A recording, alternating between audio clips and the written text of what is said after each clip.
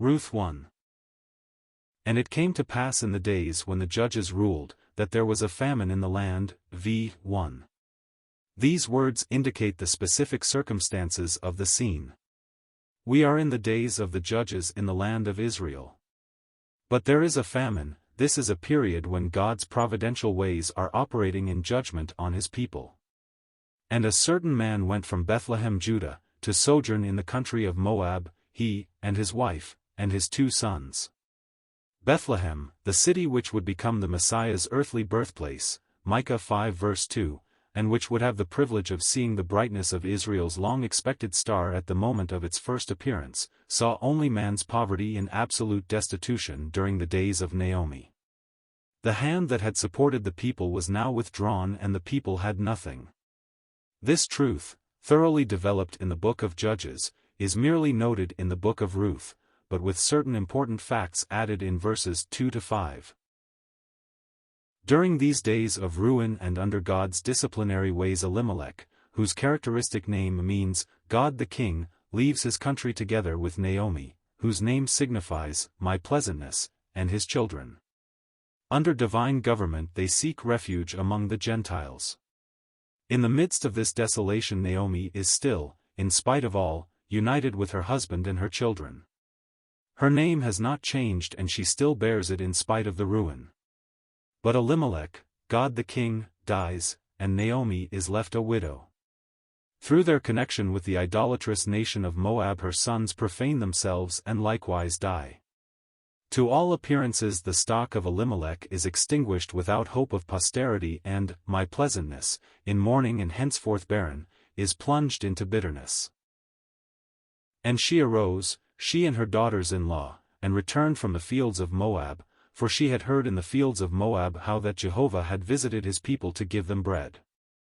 Wherefore she went forth out of the place where she had been, and her 2 daughters-in-law with her, and they went on the way to return to the land of Judah, verses 6 to 7.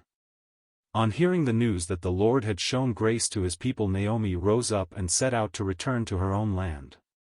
Israel's condition had remained unchanged, but God himself had put an end to the days of providential judgment which had befallen the nation, and this poor widow, bowed down under the weight of affliction, could again hope for better days.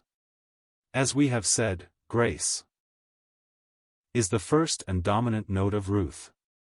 All the blessings contained in this book depend on the fact that Jehovah had visited his people to give them bread.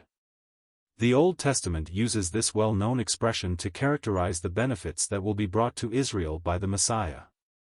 I will abundantly bless her provision, I will satisfy her needy ones with bread. Psalms 132 verse 15. Oh! If only the nation had so desired, these blessings would have been her portion permanently when Christ appeared in her midst, multiplying bread for 5,000 and for 4,000 men. Naomi's daughters-in-law accompany her, moved by the thought of returning with her to her people, v. 10. But this good intention is not enough, for nothing less than faith will do in order to enter into relationship with grace. The behavior of Orpah and of Ruth illustrates this principle. In appearance there is no difference at all between them. Both leave with Naomi and walk with her, thus demonstrating their attachment to her. Orpah's affection is real. She weeps at the mere thought of leaving her mother-in-law, and full of sympathy, sheds still more tears when she finally leaves her. Orpah, the Moabite, also loves Naomi's people. They said to her, "We will certainly return with thee to thy people." But it is possible to have a very amiable character without having faith. Faith makes a gulf between these 2 women who are so similar in so many ways. Confronted with impossibilities, the natural heart draws back, whereas faith is nourished on impossibilities and so increases in strength.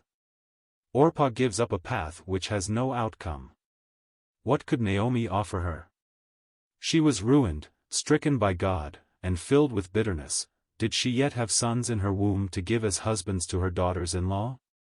Orpah kisses her mother-in-law and returns to her people and to her gods, v. 15. Here at last the secret of the natural heart is unveiled.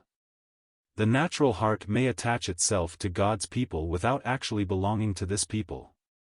A woman like Naomi surely is worthy of awakening sympathy, but that is not the sign of faith in operation.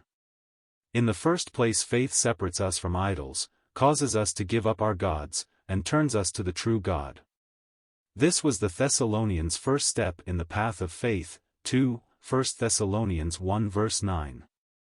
Orpah on the contrary turns away from Naomi and the God of Israel in order to return to her people and her gods. Confronted by this difficulty, she shows that she is unable to endure the test. She indeed weeps as she leaves, but she does leave, just like that charming young man who went away sad, unable to decide to separate himself from his possessions in order to follow a poor and despised master. Ruth's case is quite different. What precious faith she displays, full of certainty, resolution, and decision. No objection can change her mind. How clearly faith sees its goal. She listens to Naomi's words, but her decision has been made, for she knows only one path, which for her is the necessary path. What are nature's impossibilities before faith's necessities? Ruth neither allows herself to be deterred by the prospect of not finding another husband, nor even by the Lord's hand stretched out against her mother-in-law. In the obstacles that mount up she sees only so many new reasons for clinging to her decision. Naomi is everything to Ruth, and Ruth cleaves to Naomi. Do not entreat me to leave thee, to return from following after thee, for whither thou goest I will go, and where thou lodgest I will lodge, thy people shall be my people, and thy God my God, where thou deest will I die, and there will I be buried. Jehovah do so to me, and more also, if aught but death part me and thee. Verses 16 to 17. To accompany Naomi, to walk with her, live with her, and die with her who was the only possible link with God and his people for Ruth, this was the longing of this woman of faith. But her thoughts go farther than simple association with Israel. She identifies herself with the people, whatever their state might be, in order to belong to the God of Israel, the true God who does not change. Thy people shall be my people, and thy God my God. Having turned her back on Moab and its idols, she now belongs to a new cause with which she identifies, excluding every possibility of separation. Only death can break such bonds. Here we see how God and faith meet, understand one another, and unite together. How clearly this account leads us to understand that faith is the only means of bringing sinful man into relationship with God. Just as Ruth clung to Naomi, so faith clings to the mediator, the object of God's counsels, who alone can give an assured relationship with the true God and an unshakable position before him. How precious and touching is the journey of these two afflicted women returning to Bethlehem.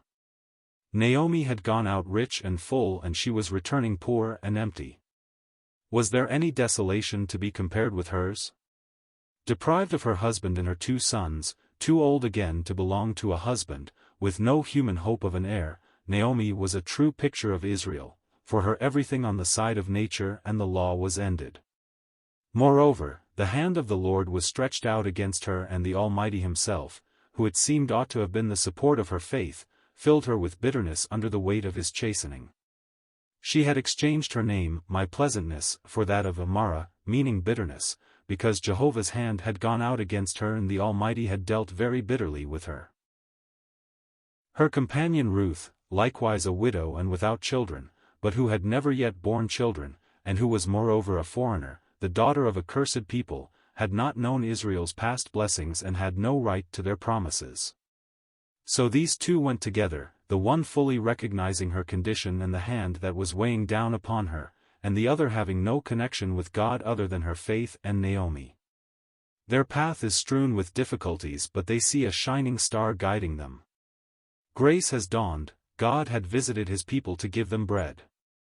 The two women returned to Bethlehem at the beginning of the barley harvest, thus coming to the place of blessing at the very moment it is being dispensed. There they will find Boaz. Readers who are even slightly familiar with prophecy cannot fail to see in this scene a picture of Israel's past history and of the Lord's ways toward them in the future. Although they have been driven among the heathen on account of their unfaithfulness, certain bonds still subsist between the people and God. Has not the Lord said through one of their prophets, although I have removed them far off among the nations, and although I have scattered them among the countries, yet will I be to them as a little sanctuary in the countries whither they are come. Ezekiel 11 verse 16.